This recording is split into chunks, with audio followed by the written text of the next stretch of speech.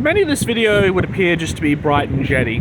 However, the context is honestly rather interesting, which is the fact is, not 1 hour ago, it would have been a criminal offence for me to sit here and make this video as per the restrictions introduced by our Premier, Hollow Point Marshall.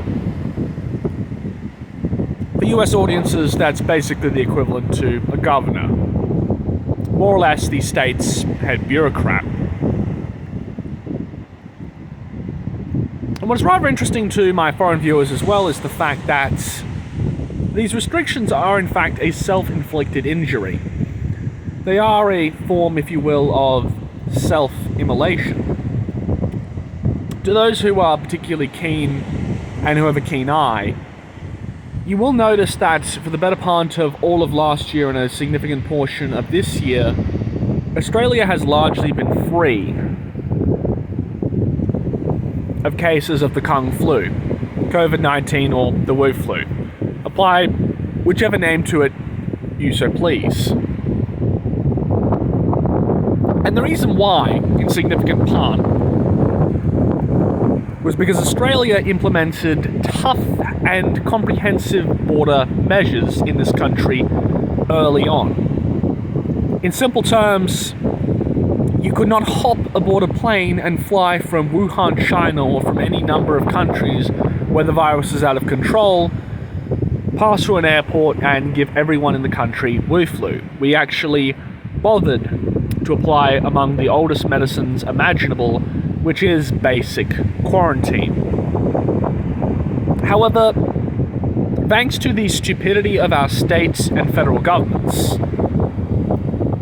they decided to undermine this strategy by applying a system of hotel quarantine, where they decided to take highly infectious persons and place them into highly populated urban areas such as Adelaide, and then attempted to run quarantine facilities out of those locations.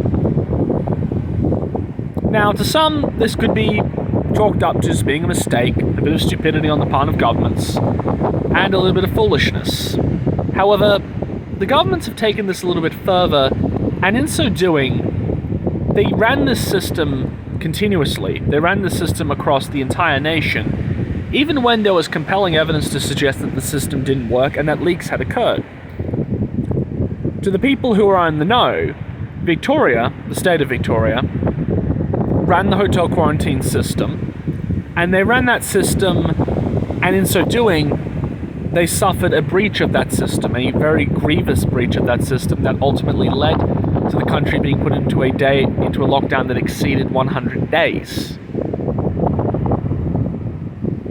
Now, what's even worse is that that basic system still remains in place as I speak. If I were to drive to Adelaide right now, I could literally show you the hotel quarantine system, and in fact the hotels in which infected people as I speak are housed.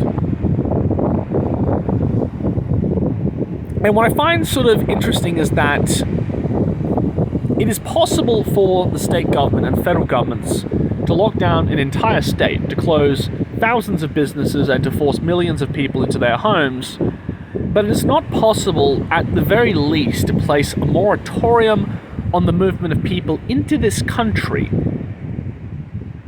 until such time as there exists a significant vaccinated population, or instead proper facilities that are actually capable of housing people with a highly infectious disease.